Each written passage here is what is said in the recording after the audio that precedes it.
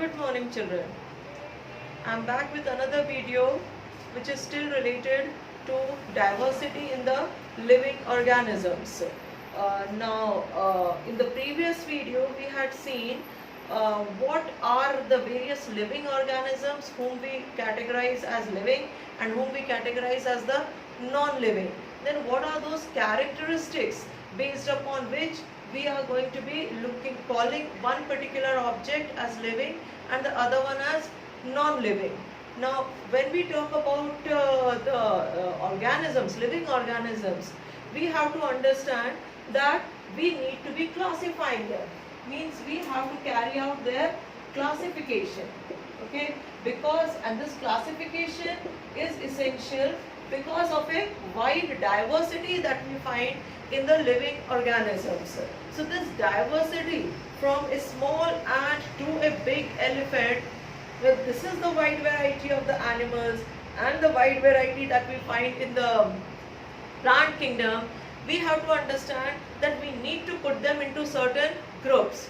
Now, when we have to put them into certain groups, the scientists thought that if we put them in a hierarchical manner, okay, the word is hierarchy of classification. Now, hierarchy basically it's a word which is related to putting things in a particular sequence starting from the topmost. Okay, like when we talk about finding out the population of India, when we have to carry out the work of census, okay, the first person who is going to get counted, census means the counting of the people. So when we carry out the census, which is done after every 10 years, you all children know that very well, and the first person to be counted would be the President of India. Okay, President whom we label him as the first citizen of our country. So from that President we keep on coming down till we come to a common person, a common man of our country. So this in a sequential manner, in a proper systematic manner, from the topmost when we are trying to come to the lowermost, this is what is called as hierarchy. So for classification also, we try to put the various types of the animals or the plants in a hierarchical manner. Means we try to create a bigger group, then in that bigger group we create a smaller group. So basically here what we are doing is, we are putting under this classification, we are putting the various plants and the animals that we find in the form of the groups. Now the basis on which these groups are going to be created, that can be a varied, like there can be a prokaryote, there can be eukaryote. In the eukaryote also we can be having a single cell, multiple cell organism. So that way we try to create out a whole lot of groups, so that from the topmost if we start, we are going to come down to an individual particular living organism which is going to be having a special name of its own. Okay, now this special name as a biological name, see, normally we can be calling the various fruits as, let's say, watermelon, mango, apple, chiku. These are the common names for us. These are not the scientific names or the biological names. Biological names are always going to be binomial. Okay, binomial term we are associated with in the computers. We know 0 and 1, we call them as the binomial numbers. Now binomial term, in terms of the naming of the living organisms, we suggest that we are going to give a type of two names. Okay, just as we have a name and a surname. Okay, same way there is going to be the naming procedure for all the living organisms, which is going to be binomial in nature. There is going to be, let's say, if suppose we talk about tiger, the tiger name, biological name, that is Tigris panthera. Okay, Tigris panthera. If we talk about, let's say, mango, mango we call it as Mangifera indica. Okay, Mangifera indica. This is the binomial system. These are made up of, the names are going to be made up of two words. Now, the naming rule, means the writing down rule, tells us that the first name that we are writing, that is going to be in the capital, and the second one is going to be in the small letters. Okay, this is something that we need to be keeping it in mind. Of course, at this stage, we are not going to be looking into more names, because that is going to be of a higher class discussion. But yes, when we talk about putting the living organisms into the groups, various scientists, they were working upon this, and one name which is prominent and which we also need to be remembering, that is the name of scientist Robert Whittaker. Okay, now Robert Whittaker, he suggested that we should divide all the living organisms into 5 groups. Okay, all the living organisms, we need to be dividing them into 5 groups. Now, what are these groups and their names? Let's start with the smallest one, that is Monera. Then we have another, that is Protista. Next we have the fungi, and next the Plantae, and finally the Animalia. Okay, I think so. Out of all these 5 names, you children might be associated with the term as fungi. Plantae, definitely it is showing us that it is belonging to the plant kingdom, and Animalia, it is suggesting to us that it is from the animal kingdom. Now we are going to be looking into these details, each one of them. We are going to understand what are their characteristics. But before that, we need to be understanding how we are putting any particular organism in a hierarchical manner. Means, what are those names of the various groups that we are giving? The first group, okay, in which we are going to be classifying any living organism, is we are going to decide its kingdom. Now, kingdom over here, we are going to talk about whether it belongs to the Plantae or whether it is Animalia. Means, whether it is belonging to the plant kingdom or whether it is belonging to the animal kingdom. Then we talk about, if it's a plant kingdom, then we talk about division. Okay, if it's a plant kingdom, then we talk about division. Okay, while if it's an animal, we talk about phylum. Means, we say, okay, this animal belongs to which phylum, or if it's a plant, then to which division it is going to be belonging. Then after that comes class. We are going to describe the class of that particular organism. Then comes the next name, that is order. Then family, because this family becomes important, because in a family, as we know, that the various members of the family, they share a strong bonding, which is not that much strong with another, let's say, our neighbor or maybe our distant relative. So what family they are belonging to, because their characteristics are more or less very much similar. And then finally we talk about the genus and then the species. Okay, these are the various groups that we have created. Now, this genus and the species, these are the two terms that we put them in the binomial name. Okay, whenever we are giving that binomial name to any living organism, we talk about it in terms of its genus, which we write first, and then finally its species. Now, at the level of the species, when we say this is one particular classification or one particular group which has been created, at which the members of that particular species, they will be all able to reproduce between themselves. Okay, genus might be different, but if the species is the same, okay, that if the species is the same, then they will all be able to reproduce between themselves.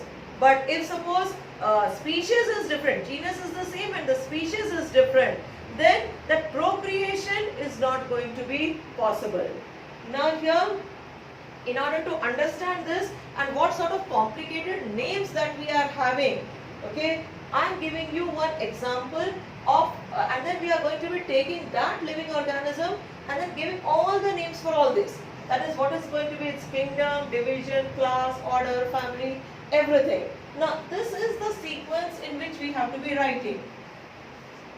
Okay, we have to first of all write down the kingdom, then the division, class, order, family, genus and the species. Okay, means this sequence is very much important. Now this sequence, if I take the first letter of each one, K, D, C, O, F, then G and then S. Okay, these are the first letters of each one of these names, that is these group names that we have tried to give. Now this, if we have to remember it, we utilize a particular mnemonic which I have created for myself. I call this as Kitne Din Class Out of Grade School. Okay children, Kitne Din. We have to remember this. We have to create some easier methods so that we remember this particular sequence in that manner only. So for me, I have created, which I am passing it on to you all children. Kitne din. Now C is standing for me for the class. Class over here also it is class only. Then O, out, of. Okay, so here I have taken F over here. Okay, out, of, grade, school. Okay, this is the mnemonic which I have created and this is helping me in remembering this particular sequence. If you have any other better option children, you can be going in for that option also. Okay, but this is what we are going to remember as the sequence, that is kingdom, division, class, order and then the family, genus and then finally the species. Now, in order to give you an idea just about how complex the names are going to be when we look into the details in the higher classes, then like I am giving you an example over here of our mango fruit, mango tree. Okay, this mango tree, how do we give the classification in terms of this hierarchical order of the groups? So first we are having mango, we know it's of the plant origin, so we are going to be calling this as the planty kingdom.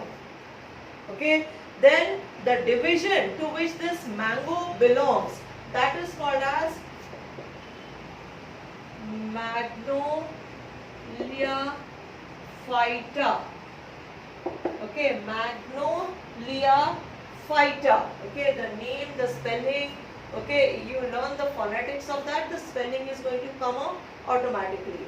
Then talking about the class of this is Magnoleopsida. Okay, Magnoleopsida.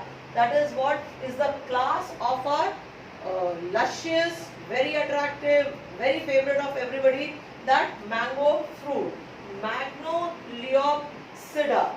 Then if we talk about the order to which it belongs is Sapindae. Okay, Sapindae. Then the family name, it is Anacardiaceae. Okay,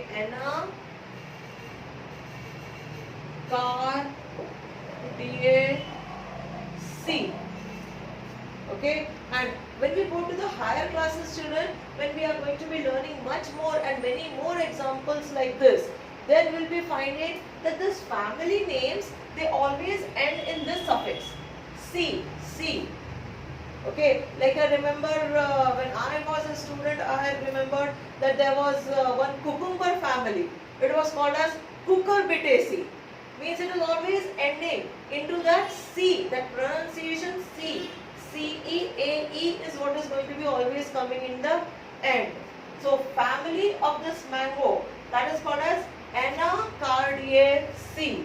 Then of course our genus is Mangifera and the species is Indica.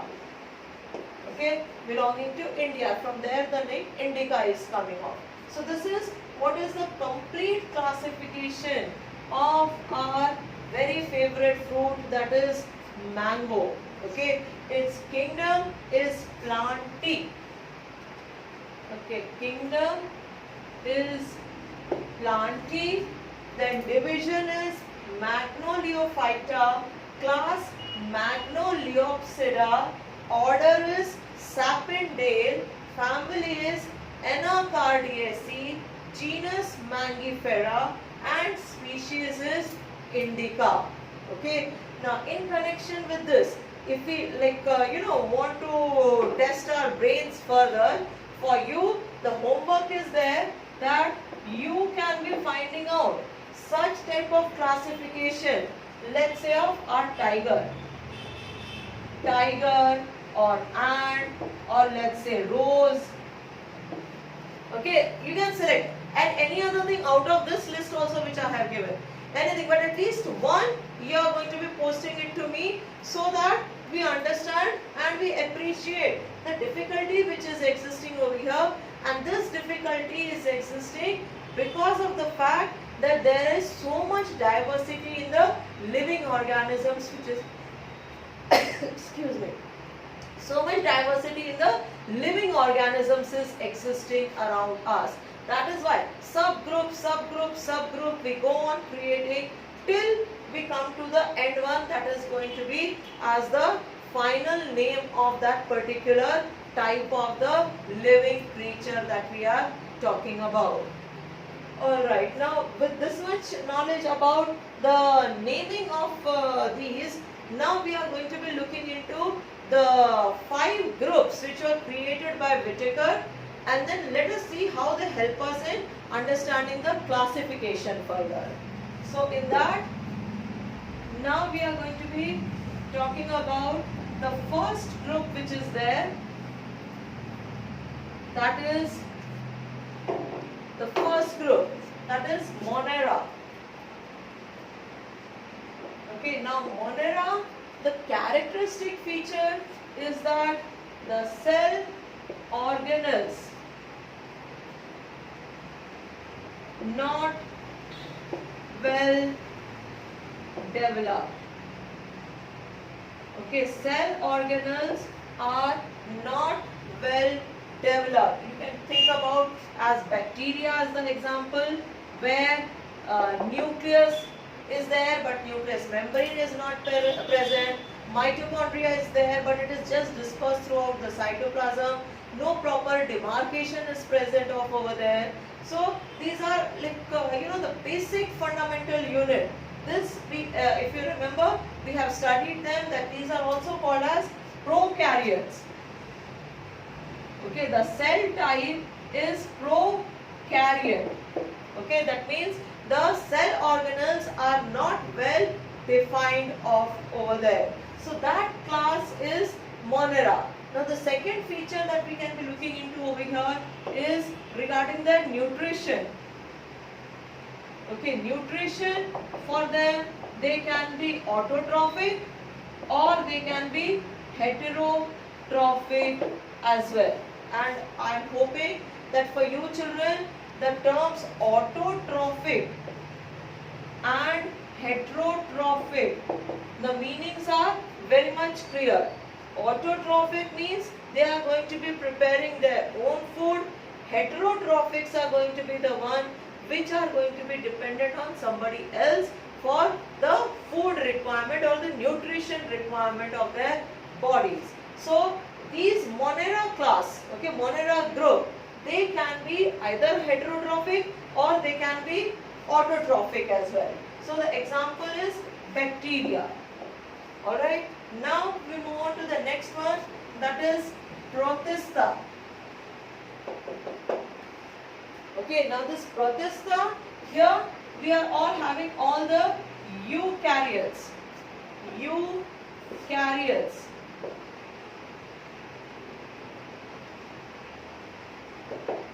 Okay, they are all single cell.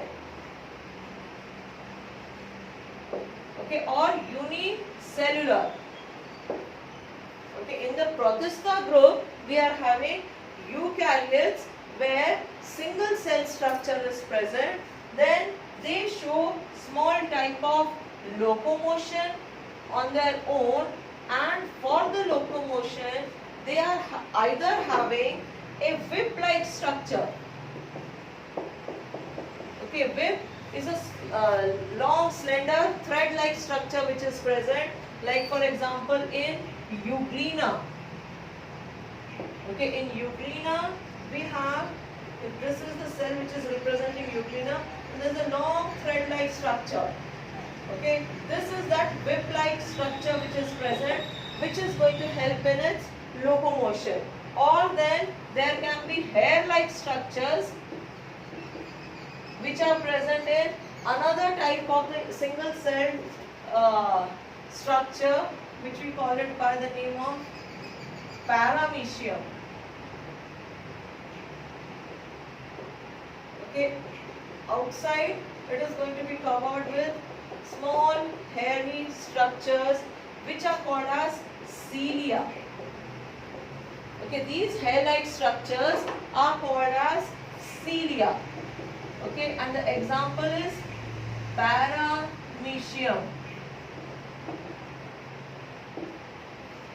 Alright, or then they can be having an irregular body. Irregular body structure can be there, and that itself helps in the locomotion, like in the case of amoeba. Okay, so all these in general, these are all single celled, but the cell structure, it is well defined, and that is why we call them as the eukaryotes, and they are all belonging to the group as Protista. Alright, then let us move on to the next group. Now the next group is fungi. Okay, now these fungi, that is our third group when we talk about, that is fungi. And fungi, they are of course now multiple cell or multicellular. Okay, first characteristic is they are going to be of course all prokaryotes, but eukaryotes, and eukaryotes, they are all going to be multicellular. Then after this multicellular, we are going to remember that they are all going to be in the form of heterotrophic. Heterotrophic in nature. Okay, means they are dependent on some other things for their nutrition, and the type of the relationship which they have with that other living organism which is going to be providing them with the nutritional requirements. We can be classifying these are fungi, we can be dividing them into three more categories. We can call one of them as saprophytes, another one we can call it as the parasite, and finally a third one as a symbiotic relationship. Okay, now these are the three types. All of them are heterotrophic only, but depending upon from where they derive their nutrition and the manner in which they get it, that is going to be putting them into three different categories. First one, we say it is saprophytes because they are going to feed upon all the dead cells, okay, dead living creatures, plants, animals. If that is there, from there they get their nutritional requirement. We are going to call those fungi as the saprophytes. Then we are having another one which is called as the parasite. Okay, now under parasite we can be having all the mushrooms and all. Okay, they are just dependent upon their host. Okay, but they do not give any benefit to the host. Host does not derive any benefit. You can have mushrooms, then we can have all the mold that grows upon the bread. Okay, these are all belonging to the parasite family or the parasite category, where the host does not derive any benefit because of their presence. In fact, the host is troubled because of them, because they'll be taking away all the nutrition. And then finally there's going to be a symbiotic relationship where they are going to benefit the host, and from the host they are also going to be getting the benefit. Means a mutual give and take situation is going to be there, like as we find it in the case of the lichens. Okay, so this is the third type of group suggested by Whitaker, that is of the fungi. And in these we are going to be having further three types as saprophytes, then parasites, and then the symbiotic relationship between the host and the other living organism which is feeding upon it. Okay, then coming to the fourth group suggested by Whitaker, that was our plantae. Okay, and we have to remember, children, that from fungi onwards, all of them, they are going to be multicellular only. Okay, so the first characteristic, they are going to be multicellular. Okay, now the complexity of the body is going on increasing. They are going to be performing a whole lot of functions, and for each function to be performed, there are going to be different types of the organs which are going to be present in them. And for particularly the plantae, we are going to suggest that these are autotrophs. Okay, meaning that they are preparing their own food, means they are carrying out the process of photosynthesis.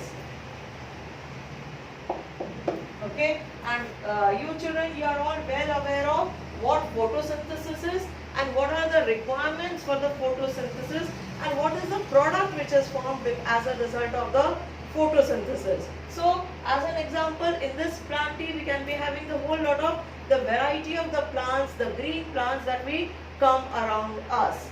And then the final group suggested by Whitaker, this was our Animalia. Okay, so as we said that these are all going to be multicellular.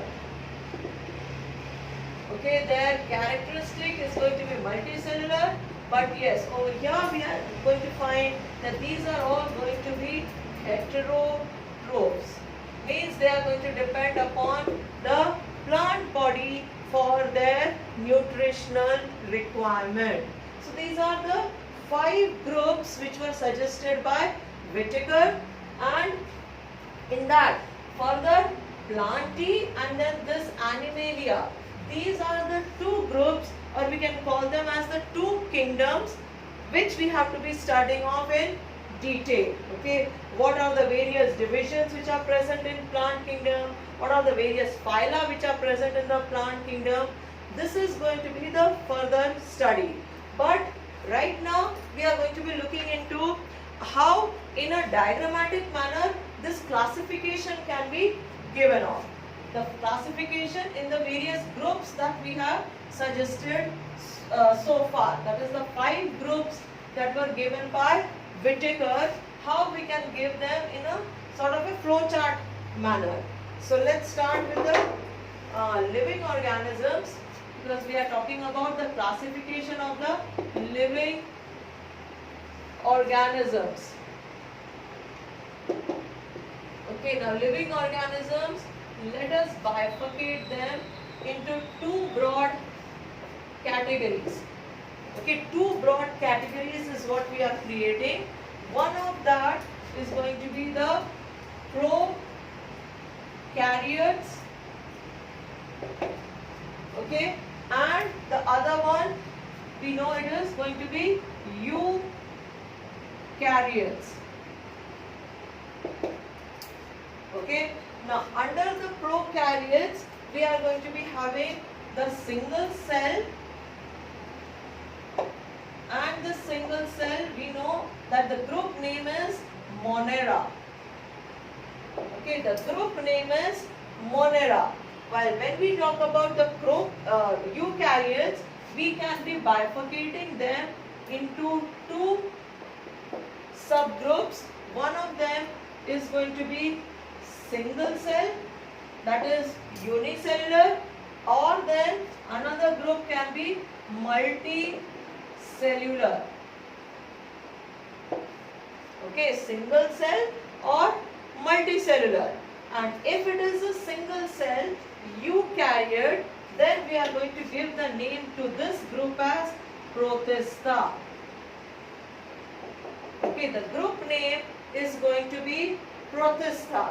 Then when we talk about multicellular, under multicellular we can again create two more bifurcations.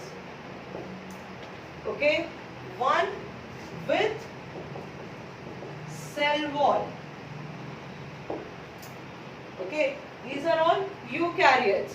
Multicellular eukaryotes with the cell wall, and another group without cell wall. Okay, from our previous class study, we might be knowing that a plant cell, it is having a distinct cell wall around it. That cell wall is present in the animal cell. This was the very basic distinction that we studied about between a plant cell and an animal cell. So those eukaryotes which are multicellular, we are bifurcating them into the ones which have a cell wall and the ones which do not have a cell wall. And if they have a cell wall, then we can be putting them into two more categories. Okay, one of them which are heterotroph, which we can call them as the fungi, and if they are autotrophs, okay, we put them under the category as plantae. Okay, the autotrophs. While without cell wall, these are all of course going to be heterotrophs, and the entire Animalia group is going to be belonging over here. So this is the sort of classification, the flow chart is what which is going to be helping us in remembering also, and this is what is going to be giving us the 5 groups. That is, first group is Monera, second group is Protista. Remember, the groups were given by the scientist by the name of Robert Whittaker. Then our third group was fungi, fourth group as plantae, and the fifth group as Animalia.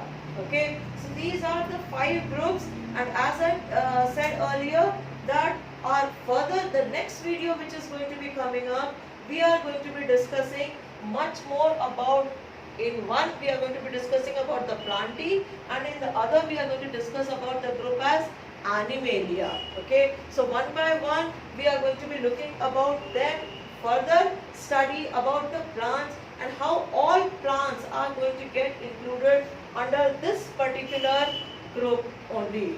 Okay, so that's about this video, children, and I'm sure you must have noted down the homework and you understand what you have to be sending me back. Alright, thank you, children. Happy viewing.